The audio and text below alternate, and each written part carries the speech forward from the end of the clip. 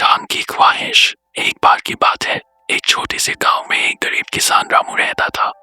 वो अपनी पत्नी सीता और छोटे बेटे मोहन के साथ खुशहाल जीवन बिता रहा था। लेकिन रामू के मन में हमेशा एक ख्वाहिश रहती थी, वो चांद पर जाना चाहता था। हर रात जब चांद आसमान में चमकता, रामू उसे देखता और सोचता, कितना सुंदर है, वहाँ कितना अनजान होगा। एक दिन गांव में एक साधु बाबा आए।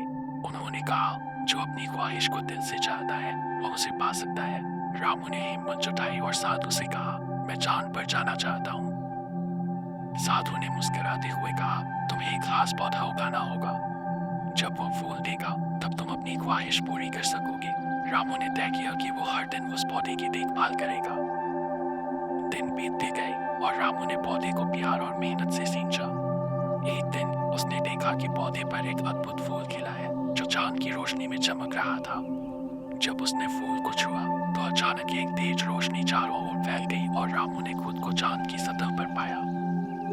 चांद पर रामू ने देखा, वहाँ खूबसूरत पेड़ और सुनहरे तालाब थे, लेकिन सबसे अद्भुत था चांद के निवासियों का प्यार। उन्होंने रामू का स्वागत किया और उसे अपने जीवन का एक दिन बिताने का आमंत्रण दिया। रामू ने चांद पर रहकर उनकी संस्कृति, संगीत और नृत्य का आनंद लिया। लेकिन जब रात का समय आया तो उसे अपने परिवार की याद आई।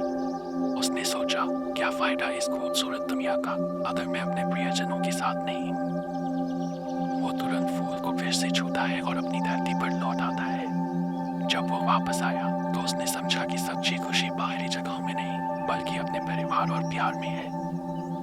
रामू ने अपने अनुभव को गांव वालों से साझा किया और उन्होंने सीखा कि ख्वाहिशें महत्वपूर्ण हैं, लेकिन सच्चा सुख अपने प्रियजनों के साथ होता है।